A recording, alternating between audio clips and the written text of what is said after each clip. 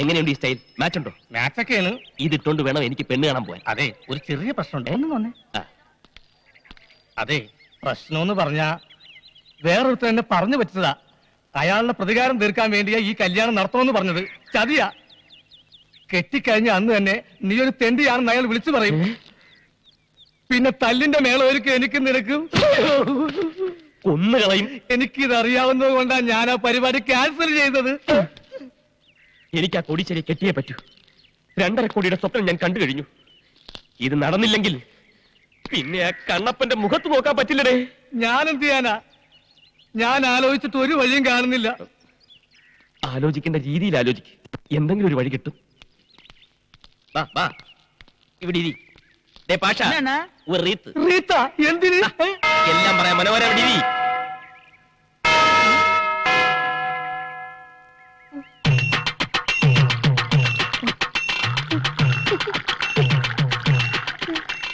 ഈ റീത്ത് എനിക്ക് ഇഷ്ടമായി. ഈ റീത്തിന്റെ കൂടെ തൊട്ട് നോക്കാൻ ഒരു പൂച്ചണ്ട് കിട്ടുവാ. അതൊക്കെ പുറകെ വരും. ഇതങ്ങോട്ട് പിടി. ആ കുടി. എനിക്കൊരു ബുദ്ധി തെളിയുന്നുണ്ട്. ബുദ്ധിയാ? അത് കളാ. അത് ഈ തലയിൽ എങ്ങനെ വരാനാ? ബുദ്ധിയല്ല, കെണി. കെണിയ? ആ കുശാഗിന്റെ ബുദ്ധി. ഞാൻ ആദ്യം പറഞ്ഞ പെണ്ണിനെ നീ കിട്ടുന്നില്ല. പിന്നെ പകരം ഇതേ ബുദ്ധി ഉപയോഗിച്ച് നമ്മൾ തൊട്ടടുത്ത വീട്ടിൽ കയറുന്നു. ആ വീട്ടിലെ കോടീശ്വരനായ മരമണ്ണ തന്തയെ വളക്കുന്നു. അയാളുടെ സുന്ദരിയായ ഒരു മകളെ മച്ചാൻ സ്നേഹിക്കുന്നു, അതിൽ വിജയിക്കുന്നു, പിന്നെ കെട്ടുന്നു. 100 റെത്ത്. പക്ഷെ കെട്ട് കഴിഞ്ഞ ഒരു 5 ലക്ഷം രൂപ നീ കമ്മീഷനായി തരണം. നീ എന്താ ആലോചിക്കുന്നേ? എന്നാലും കുറെ കാലം കഴിയുമ്പോ ഞാനൊരു കൂലിയാണെന്ന് അറിഞ്ഞാലും മാക്സിമം അറിയാതിരിക്കാൻ നോക്കണം. പിന്നെ അറിയുമ്പോഴേക്ക് മൊത്തം അടിച്ചിരുത്തോണ്ട് മുങ്ങിയിരിക്കണം. അടുത്ത ബസ്സിൽ പുറപ്പെടാം. ബസ്സാ? ഈ നിമിഷം മുതൽ മറ്റാ കോടീശ്വരനാണ്. കോടീശ്വരൻ. Coat must, tie must, suit must, driver must. ഇത്രയും കാര്യങ്ങൾ മസ്റ്റാണ്. മസ്റ്റാണ്. എന്നാൽ ഉണ്ണികൃഷ്ണൻ മസ്റ്റ്. നല്ല മനസ്സോടെ ഡീസന്റ് ആയിട്ട് നടക്കുമ്പോ തല്ല് കിട്ടണ നാടേത്. എന്നോടൊന്നും പറയണ്ട മച്ചാനെ. ഈ ചതിക്കെങ്ങാനും കൂട്ടുനിന്നെന്ന് പറഞ്ഞ അച്ഛൻ എന്നെ കൊന്നുകളയും. ചേരിയിലെ പെണ്ണുമായി നീ പ്രേമത്തിലാണെന്ന് നിന്റെ അച്ഛൻ അറിഞ്ഞാലോ? ആ പെണ്ണിനെ പ്രേമിച്ച് പറ്റിക്കാൻ വേണ്ടി അവളുടെ പുറകെ നടക്കുകയാണെന്ന് റൗഡി രാജപ്പനോട് ഞാൻ പറഞ്ഞാലോ? ആ രാജപ്പനെയും തങ്കപ്പനെയും നിന്റെ അച്ഛന്റെ അടുത്തേക്ക് പറഞ്ഞു വിടട്ടാ. ഞാൻ പോയാലും വിളിക്കട്ടെ മച്ചാനെ. നീ ചെല്ലു മനോഹര. ഞാൻ ക്യാഷായിട്ട് വല്ല സഹായം ചെയ്താ പോരെ? അതും വേണം. പിന്നെ മറ്റു ചില ചെറിയ ചെറിയ സഹായങ്ങളും ചെയ്തു തന്നെ. ഒരു ചെറിയ കാറ്, ചെറിയ ഡ്രസ്, ഒരു ചെറിയ ഡ്രൈവർക്ക് ഞാനവിടെ പോവും. പറയുമ്പോ മറ്റൊന്നും തോന്നരുത്. ഇപ്പൊ നിന്നേക്കാ പറ്റിയ ഒരു ഡ്രൈവറെ എനിക്ക് കിട്ടാൻ പ്രയാസമാണ്. ഞാനോ? അതെ, നീ എന്റെ കൂടെ ഉണ്ടെങ്കിൽ ഈ കാശുകാരുടെ സ്റ്റൈലും കാര്യങ്ങളൊക്കെ നിനക്ക് എനിക്ക് പറഞ്ഞുതരാൻ കഴിയും. വളരെ ഈസി ആയിട്ട് നിനക്ക് ചെന്താമരയെ കെട്ടാനുള്ള വിദ്യ ഞാൻ പഠിപ്പിച്ചു തരികയും ചെയ്യാം. അച്ഛനറിഞ്ഞാലോ? എടാ മണ്ടൂസേ, നീ കെട്ടി ഒരു കൊച്ചു ഉണ്ടായ ശേഷം നിന്റെ അച്ഛൻ അറിയും. അതിനുള്ള വഴിയൊക്കെ മച്ചാന്റെ കയ്യിലുണ്ട്. അതിന്റെ സ്പെഷ്യലിസ്റ്റ് ആണ് മച്ചാൻ. എന്നാ പിന്നെ ഞാൻ വരാം. വേറെ മാർഗം ഇല്ലാത്തോണ്ടാണ് ഞാൻ. എന്നാ നമുക്ക് പുറപ്പെടാം. നിക്ക്, ഈ വേഷം ഇട്ടോണ്ടാ നീ ആ വീട്ടിൽ പോണത്? എങ്ങനെയുണ്ട്? നല്ല തറപ്പാണ്ടി ലുക്ക്. പോരാത്തതിന് അവന്റെ ഒരു വീരപ്പ മീശയും ഒരു വീതുളി കൃതാവും. ഇതൊന്നും ശരിയല്ലല്ലേ? പിന്നെ ഞാൻ എന്താ ചെയ്യേണ്ടത്? നിന്റെ ഈ മൊത്തം സെറ്റപ്പ് ഒന്ന് മാറ്റണം. എന്നിട്ടൊരു ചെത്ത് സ്റ്റൈലാക്കി തരാം ഞാൻ. ഗട്ടർ സൂക്ഷിച്ചു പോടേ.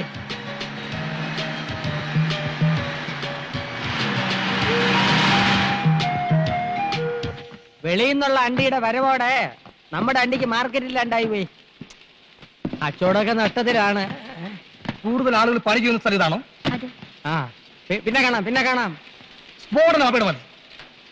അണ്ടി കമ്പനി ആലിക്കത്തുന്നു. പ്രാണശാർത്ഥം ഓടുന്ന തൊഴിലാളി തരണി മേഖല അത് കോൺസെപ്റ്റോട്ടിലാണ്. തീവ്രവാദികൾ കാവടി പ്രവേശിക്കാം. പിന്നെ വെടിയോട് വെടി. ആ വെടിയിൽ ചില്ലു ജനാലകൾ തകരുന്നു. അതിന് പ്രത്യേക സ്റ്റോട്ട്. ഇവിടെയാണ് ബോംബോക്കാൻ പറ്റിയ സ്ഥലം.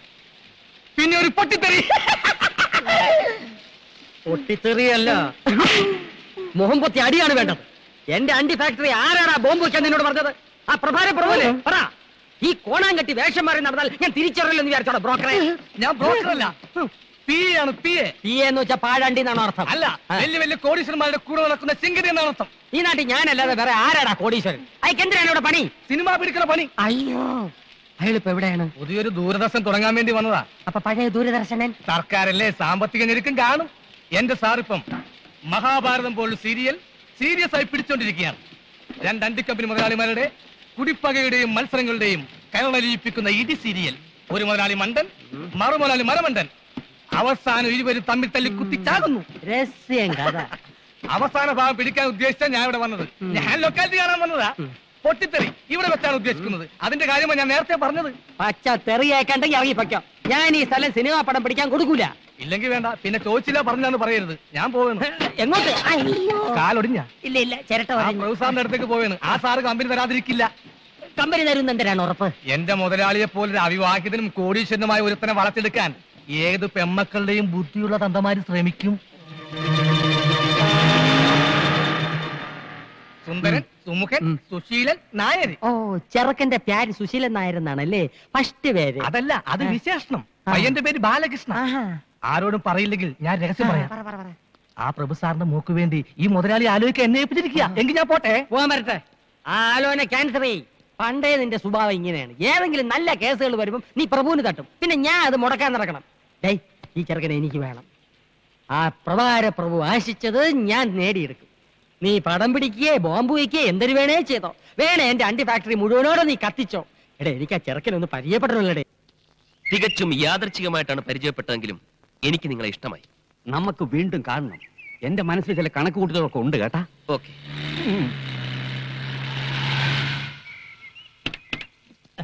അവൻ മുമ്പേ എത്തി. ഓടുന്ന പട്ടിക്ക് ഒരു മുഴം മുൻപേ.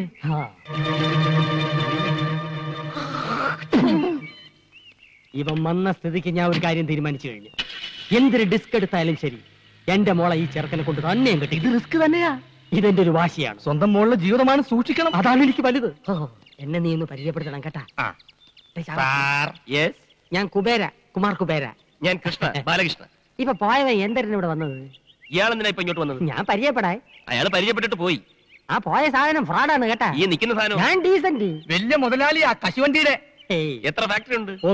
ഒന്നോ? ഈ നിൽക്കുന്ന മുതലാളിക്ക് 18 ഫാക്ടറി ഉണ്ട്. എന്തൊരു ഫാക്ടറി? പടം പിടിക്കുന്ന ഫാക്ടറി.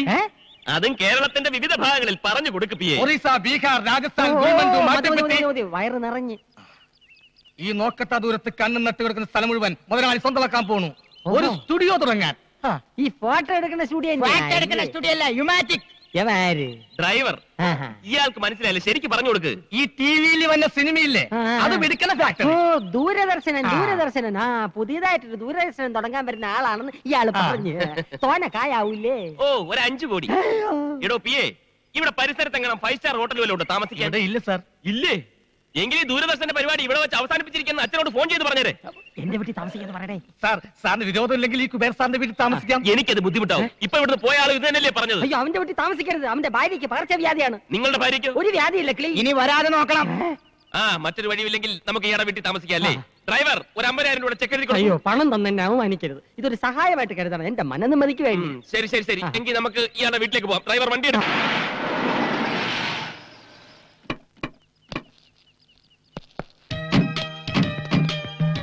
ഇതാണ് എന്റെ ഭവന. അപ്പൊ അതോ? അതൊരു കൂതറ ദരിദ്രവാസിയുടെ. അയൽവാസി ഒരു ദരിദ്രവാസി അല്ലേ? തന്നെ. മൊത്തത്തിൽ ഒരു ചീപ്പ് ലുക്ക്. നമ്മുടെ സർവൻസിന്റെ കോട്ടയത്തിന്റെ അത്ര പോലും വലിപ്പമില്ല. കുറച്ച് ദിവസത്തേക്കല്ലേ അഡ്ജസ്റ്റ് ചെയ്യാം. ഡ്രൈവർ, പെട്ടി എടുക്കൂ.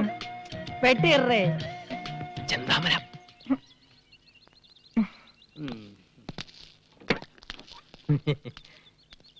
എടേ, എന്താ എന്താ ഇവൻ എന്തോന്ന് ഇത് 10 കിലോ പെട്ടി വെച്ച് തിരിഞ്ഞു കളിക്കുന്നത്?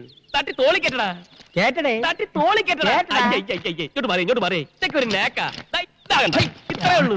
ഇത്രേ ഉള്ളൂ. ഈസി അല്ലേ? തൊഴിലെന്താണെന്ന് ഇപ്പഴറിയിക്കണ. എന്തൊരു രണ്ടും കൂടെ കിട്ടാനെ ഈ പറയുന്നത്? മുതലാളിയുടെ ഒരു കാര്യം കണ്ട തൊഴിലാളിയാണെന്ന് ആരും പറയൂ. എടേ, അറിഞ്ഞുകൂടാത്ത വേലകൾ പറഞ്ഞു കൊടുക്കണേന് ഒരു തെറ്റുമില്ല. അത് ശരിയാ. നീ എന്തൊന്ന് തലയിൽ ലോഡും കെറ്റി മിഴുങ്ങാൻ നിൽക്കുന്നത്? അകത്തോണ്ട് പോയി തട്ട്. അയ്യോ, അവ എന്നെ തട്ടി കൊണ്ട് അകത്തു വയ്യടേ. ചുമട് അകത്തുകൊണ്ട് തട്ടാ ഇപ്പൊ പറഞ്ഞു. ഈ ഭാഷകൾ എങ്ങനെ പഠിച്ച്? ഇവന്മാരോട് സംസാരിക്കാൻ വേണ്ടി മുതലാളി ട്യൂഷൻ എടുത്ത് പഠിച്ചതാ. തന്നെ ഇറങ്ങി നിൽക്കുന്ന ചെവല കൂതറ.